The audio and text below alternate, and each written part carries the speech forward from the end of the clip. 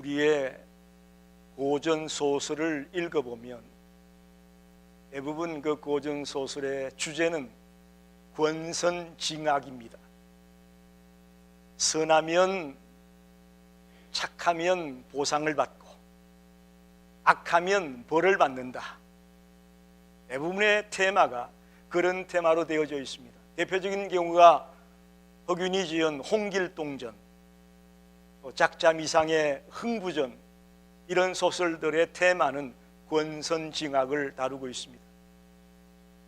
마찬가지로 오늘날의 사람들도 돈이 많고 부자가 되면 축복받았다라고 얘기하고 가난하고 못 살면 부끄럽다라고 생각들을 합니다.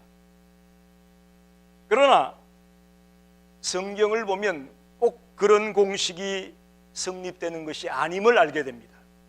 즉 성경은 권선징악이 아닙니다. 여러분이 알다시피 욥을 보십시오. 욥이 굉장히 부유한 사람이었습니다. 근데 하루아침에 모든 재산을 잃고 하루아침에 모든 자식을 잃었어요. 정말 앞이 캄캄하죠. 그러자 그의 세 친구가 찾아왔습니다. 한참을 조용히 있던 그 친구들이 욥에게 얘기합니다. 너가 하나님 앞에 뭔가 잘못한 게 있으니까 이런 벌을 받은 거야. 자꾸 그들은 욥을 향해 그렇게 주장합니다. 즉 권선징악으로 욥을 몰아갑니다. 그러나 욥은 우리가 알다시피 당대의 의인이었습니다. 욥이 잘못했기 때문에 이런 벌을 받는 것이 아님을 성경은 말씀합니다. 하나님께서 그를 테스트하기 위해서 허락하셨다라고 되어 있습니다. 욥의 경우가 성경은 권선징악을 말하는 것이 아님을 우리에게 가르쳐 줍니다. 오늘 본문의 얘기도 마찬가지입니다. 솔로몬 왕 이후에 나라가 남북으로 나뉘어졌죠. 북쪽은 이스라엘, 남쪽은 유다. 하나가 되어도 살기 힘든데 나라가 두 쪽으로 갈라졌으니 나라가 나뉘어진 이유는 한 번도 복 받은 적이 없었어요. 북쪽도 복을 못 받고 남쪽도 복을 못 받고. 첫째는 그들이 하나님을 제대로 섬기지 못했어요. 우상을 섬기고 하나님의 말씀을 어겼기 때문에 복을 못 받았고, 더 나아가 틈만 나면 남북이 싸웠습니다. 지금 같은 동족끼리 힘을 모두 살기 어려운 판인데 매번 싸우다 보니 나라가 늘 어려웠습니다. 그런데 오늘 본문에 나오는 이 여로보암 2세, 여로보암 1세는 이스라엘의 초대왕이 여로보암 1세고요.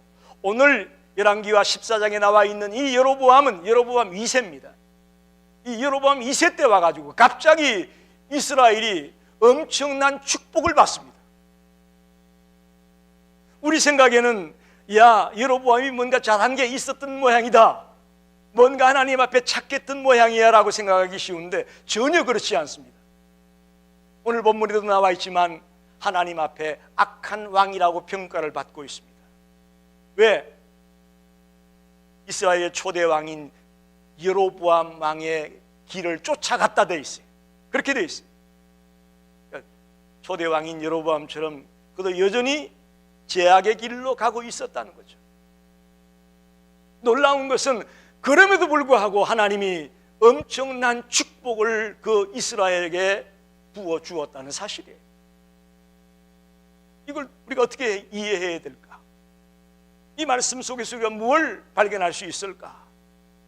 그래서 오늘 저는 설교 제목을 하나님의 축복에는 뜻이 있다, 하나님의 축복에는 분명한 뜻이 있다라고 생각을 했습니다. 첫째는 왜 이 여로보암 2세가 여전히 하나님 앞에 악하고 잘못된 가운데 있는데도 불구하고 축복을 했을까? 첫째는 여로보암으로 하여금 깨닫고 돌아오라는 뜻이 있습니다. 깨닫고 돌아와라. 할렐루야. 여러분과 제가 갑자기 일이 잘 될 때가 있을 거예요. 물론 여러분이 노력하고 최선을 다해서 흥하고 잘 될 때도 있겠지만 전혀 그렇지도 않은데 막 일이 잘 풀릴 때가 있을 거예요. 이게 웬 떡이냐, 이게 웬 행전이야, 그렇게만 생각하지 말고 이 속에 하나님이 나로 하여금 깨닫고 돌아오라고 이 복을 주셨구나라고 하나님의 뜻을 발견하기를 바랍니다. 느밧의 아들 여로보암의 모든 죄에서 떠나지 않았다. 24절에 그렇게 말씀합니다. 느밧의 아들 여로보암, 즉 여로보암 1세는 송아지를 만들어 놓고 그걸 하나님이라고 해라, 그렇게 가르쳤던 왕입니다. 또 예루살렘에 내려가는 것이 싫어서 베델과 단에다가 제단을 만들어 놓고 거기서 제사를 드리게 했습니다. 그리고 제사 일을 돕는 사람들은 레위 사람이 해야 되는데 레위 사람이 아닌 사람을, 즉 평민들을 제사장으로 세워서 그 일을 하게 했습니다. 그리고 하나님이 제정해 놓은 절기가 있었는데 그 절기를 자기 마음대로 막 바꿨어요. 이렇게 악을 도모한 왕이 여로보암 1세인데 이 여로보암 2세가 누구를 쫓아갔다고요? 이 여로보암 1세를 그대로 쫓아갔다는 거죠. 한마디로 하나도 하나님 보시기에 좋은 구석이 없어요. 예쁜 구석이 없어요. 그런데 갑자기 땅이, 영토가 확장이 되는데 솔로몬 때의 영토처럼 그렇게 땅이 확장이 됩니다. 북쪽은 하맛까지, 남쪽은 아라바 바다까지, 즉 사해를 말합니다. 하맛에서부터 사해 바다까지 엄청난 솔로몬 때의 영토와 같은 그런 큰 땅을 차지하는 복을 누리게 되었다는 거죠. 여러분, 이때 우리는 어떻게 해야 될까요? 내가 하나도 변한 게 없는데 갑자기 막 흥한다, 잘 된다, 복을 받는다. 야, 내가 잘나서 그런가 봐, 그렇게 착각하나요? 우리는 이럴 때에 내가 그동안은 가난하고 못 살고 힘들어서 예수를 제대로 못 믿었는데 이제 좀 이렇게 살게 해주시니까 내가 열심히 예수를 믿어야지, 내가 더 뜨겁게 신앙생활 해야지. 할렐루야. 아멘 하신 분들 그대로 될 줄로 믿습니다. 그런데 대부분 사람들이 잘 살다가 갑자기 어려움을 당하게 되면 그때는 빨리 깨닫는 것 같아요. 잘 살다가 넉넉하다가 어려움을 당하면 빨리 깨닫고 돌아오는데 가난하다가 갑자기 부자가 되면 그때는 달라요. 여행 다니고 놀러 다니고 엔조이하고 그러느라고 죄송합니다만 하나님은 조금 뒷전이에요. 뒷전이라. 어쩌면 이 여로보암 2세가 지금 그런 상황입니다. 갑자기 잘못된 삶을 살고 있는데도 불구하고 복을 받게 되어지니까 야, 이게 내가 정말 바르게 믿어야 되겠구나, 하나님이 원하시는 길로 바로 가야 되겠구나라고 깨닫고 돌아오라는 뜻이 있는데 그걸 여로보암 2세가 몰랐어요. 그래서 나중에 이 아수르에게 폭삭 망합니다. 아수르에게 이스라엘이 멸망을 당하고 맙니다. 깨달으라고 할 때에 깨닫지 못했기 때문에 완전한 멸망을 당하게 된다는 사실입니다. 저와 여러분이 만약에 갑자기 일이 흥하고 하나님의 축복이 임하게 됐을 때에 내가 이제 더 열심히 주님을 섬겨야 되겠구나, 그동안은 일하느라고 가난에 굶주려서 일 안 하면 굶주리니까 그래서 내가 열심히 기도도 못하고 열심히 교회 생활 못했는데 이제 내가 정말 마음껏 주님을 섬겨야지, 마음껏 주님을 위해 봉사해야지. 아멘은 어디로 갔나요? 마음껏 주님을 위해 내가 살겠습니다, 마음껏 내가 주님을 위해 드리겠습니다, 이런 마인드로 바뀌어지기를 바랍니다. 그런 뜻이 여기 담겨 있어요. 두 번째는 우리를 긍휼히 여기시는 하나님의 뜻이 여기 있습니다. 하나님은 우리를 늘 지켜보고 있는 줄 믿습니다. 우리가 가난하고 힘들 때 하나님이 좋아하지 않아요? 여러분이 힘든 일을 당했습니까? 하나님 좋아하지 않아요? 하나님의 마음에 긍휼이 있습니다. 우리를 불쌍히 여기는 마음이 있습니다. 저는 이 여로보암 2세 때 여로보암이 달라지지 않았지만 하나님이 축복을 쏟아부어 준 것은 그 가난하고 못 사는 이스라엘을 불쌍히 여겨서 긍휼을 베푸신 뜻이 있다고 봅니다. 26절에 보니까 이스라엘에는 매인자도 없고 노인자도 없고 이스라엘을 도울 자도 없었다. 즉 종도 힘들어 죽겠고 일반 사람도 힘들어 죽겠고 다 힘들어 죽겠다는 거예요. 너무너무 못 살고 어려우니까. 그런데 거기다가 아무도 도와줄 사람도 없어. 희망이 없는 거예요. 소망이 없는 거예요. 인간적인 해결책이라고는 하나도 찾아볼 수 없는 상황에 놓여 있었습니다. 그런데 바로 이때에 하나님의 긍휼의 손길이 이스라엘에 임하였다는 사실입니다. 그게 놀라운 축복으로 이스라엘 백성에게 다가왔습니다. 여러분, 하나님이 이스라엘을 한번 불쌍히 여기니까 이스라엘이 변화되고 새로워졌습니다. 저와 여러분이 하나님의 불쌍히 여김을 받는다면 우리의 생애가 달라질 수 있음을 믿습니다. 마가복음 15장에 보면 가나안 여인이 자기 딸이 흉악히 귀신이 들려가지고 죽게 생겼어요. 이 가나안 여인은 이방 여인입니다. 그런데 예수님이 능력이 있다는 것을 알고 예수님을 찾아와서 이 가나안 여인이 뭐라고 하게 됐느냐? 다윗의 자손 예수여, 나를 불쌍히 여겨주시옵소서. 처음 외친 기도가 나를 불쌍히 여겨달라고 기도했어요. 그래 끝내 그는 딸이 고침받는 하나님의 능력을 체험하게 됩니다. 할렐루야.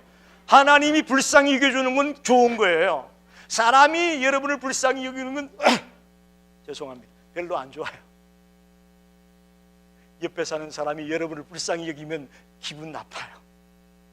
그러나 하나님이 우리를 불쌍히 여기는 것은 좋은 겁니다. 저와 여러분이 하나님 앞에 불쌍히 여김을 받아야 됩니다. 누가 불쌍히 여김을 받느냐? 갈급한 마음이 있어야 돼요. 사슴이 시냇물을 찾기에 갈급한 같이 저와 여러분이 하나님을 향한 갈급함이 있을 때에 하나님 우리를 불쌍히 여겨줍니다. 여러분, 저 오늘 사모하면서 오셨나요? 주일이니까 할 수 없이 가야지 뭐. 괜히 직분을 맡아가지고 안 갈 수도 없고. 그래서 오신 분은 안 계실 줄로 믿습니다. 정말 갈급해서 하나님의 말씀을 듣지 않으면 내가 이 세상을 어떻게 살아가겠느냐, 이 험한 세상 가운데 내가 하나님의 음성이 없이는 어떻게 살아가겠느냐, 사모하는 마음, 갈급한 마음, 그걸 갖고 나온 자에게 하나님이 불쌍히 여김이 있습니다. 또한 아무리 하나님의 축복을 받더라도 교만하지 말고 겸손한 자가, 가난한 마음을 가진 자가 될 때에 하나님은 우리를 불쌍히 여겨주십니다. 우리가 내 잘났다 소리치면요, 하나님 우리 불쌍히 여기지 않아요. 너무나도 중요한 얘기입니다. 우리가 내 잘났다고 소리치니까, 그래 누가 해봐. 하나님 나 부족해요, 나 연약해요, 나 도와주세요. 하나님 앞에 가난한 마음으로, 겸손한 마음으로 매달릴 때 하나님 우리를 불쌍히 여기시고 도와주는 겁니다.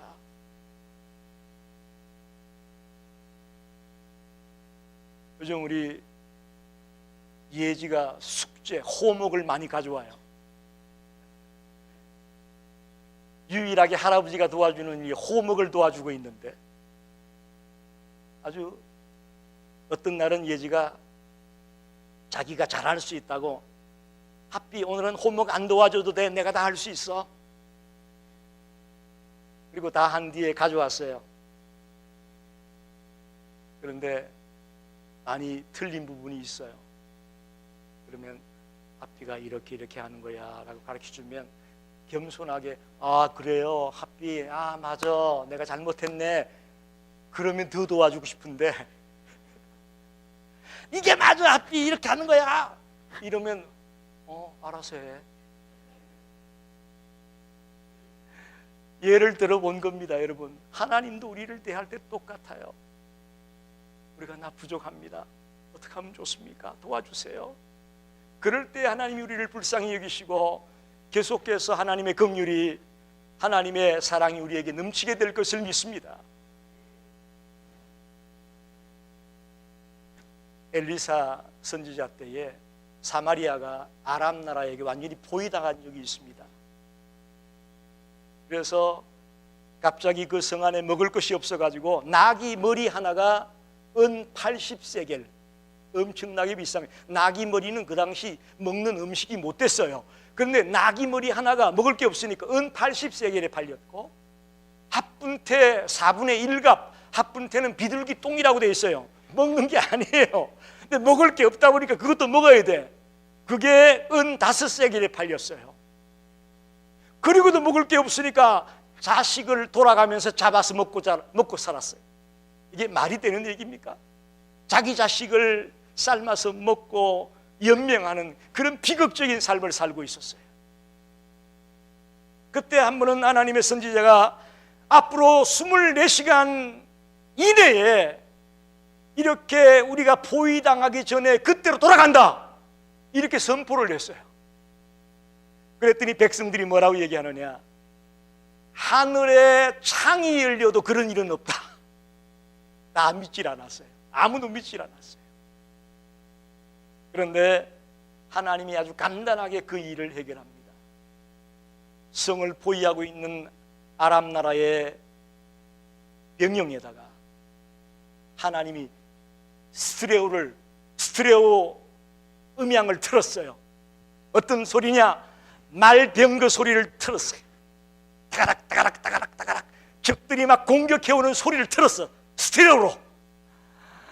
자다 말고는 와, 이거 적들이 공격해온다, 그러면 날 살려라, 순식간에 다 도망갔어. 그 수많은 군사들이 먹을 거, 말 이거 다 고스란히 놔두고 몸만 빠져서 다 도망가 버렸어요. 그래서 하나님의 선지자의 말대로 포위당하기 전에 원래의 모습으로 보리나 밀가루가 아주 싼 값에 팔리는 그런 기적이 일어났습니다. 할렐루야. 여러분, 하나님의 말씀대로 되어지는 놀라운 역사를 보게 됩니다. 우리가 이만큼 사는 거요, 물론 여러분의 노력도 있고 땀도 있겠지만 하나님의 긍휼 때문이고 하나님의 자비 때문이고 하나님의 은혜 때문에 이만큼 사는 것임을 믿습니다. 우리 꼭 명심합시다. 자꾸 남과 비교해가지고 난 왜 이렇게 못 살아, 난 왜 이렇게 어려워, 그건 여러분 자신에게 손해예요. 이만큼 사는 것 하나님의 은혜고 하나님의 축복이라고 믿고 감사하며 사는 자가 되시기를 간절히 축원합니다. 마지막으로, 이렇게 잘못된 길로 가고 있는 여로보암 2세에게 왜 하나님이 복을 주었을까? 바른 신앙으로 돌아오면 이번 한 번만 복을 받는 것이 아니고 앞으로 계속해서 복을 받을 수 있다라는 하나님의 메시지가 담겨 있다고 믿습니다. 여러분, 한 번 복 받고 마는 건 무슨 소용이 있겠어요? 여러분 어떻게 생각합니까? 2018년 한 해만 복 받고 2019년부터는 그냥 폭삭 주저앉으면 좋겠어요? 올해 좀 복을 못 받아도 가면 갈수록 조금씩 나아진다면 그게 더 큰 복 아닐까요? 할렐루야. 지난 금요일 날 감리교 원로 목사님 한 분이 돌아가셨어요. 그래서 제가 그 장례식장에 갔는데 96세에 돌아가셨어요. 그런데 손자, 정손자가 44명이더라고. 손자, 정손자만 7남매를 두셨는데 7남매의 그 자자손손이 손자, 정손자가 44명이 다 나와서 특송을 하는데, 와, 너무너무 부럽고 너무너무 은혜로운 장례식을 제가 봤어요. 그 44명의 손자 정손자가 할아버지 장례식에 찬양을 하는 모습을 보면서 야, 정말 이 목사님 멋지게 살았구나, 멋지게 살았구나. 사역한 것만 68년을 사역을 하셨대요. 68년 동안 사역하면서 수많은 영혼들을 구원하는 그 일을 감당했더니 이렇게 하나님이 축복해 주시고, 그 장손자가 나와서 조사를 하는데 아주 참 감명 깊었어요. 뭐라고 얘기하느냐, 할아버지가 자기가 장손자니까 넌 이 다음에 커서 뭐 할래? 대답을 안 하니까 목사 할래? 그랬대 할아버지가. 그랬더니 이 장손자가 나 목사 안 해요. 목사하면 뭐가 남는데요? 목사하면 힘들고 어려운 걸 알기 때문에 목사하면 뭐가 남아요? 그렇게 얘기를 했다는 거죠. 그런데 나이가 들고 철이 들면서 자기가 깨달았다는 거예요. 목사하면 진짜 배기를 남긴다는 걸 알았다는 거예요. 생명을 남기고 수많은 영혼을 구원하는 일을 남기고 너무나도 이 땅에 귀한 것들을 남기는 것이 목사라는 걸 내가 알았는데, 그때 내가 할아버지한테 잘못 대답한 거 회개합니다. 그런 고백이에요. 여러분, 우리가 한 번 복 받고 마는 건 무슨 소용이 있습니까? 주님의 이 복을 깨닫고 바른 신앙으로 돌아와서 계속해서 믿음으로 달려나가면 한 번만이 아니라 연속해서 자자손손대대로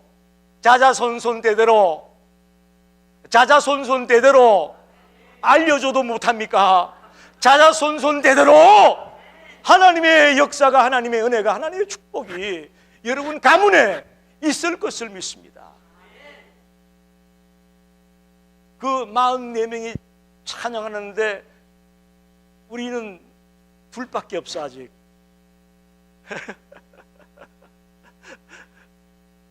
그래서 야, 우리도 빨리 늘려야 되겠다. 조혜원 집사 좀 많이 나요. 조혜 집사 좀 많이 났으면 좋겠어. 너무너무 그게 부러웠어. 할아버지 할머니가 아직 젊을 때 많이 좀 나요. 봐줄게.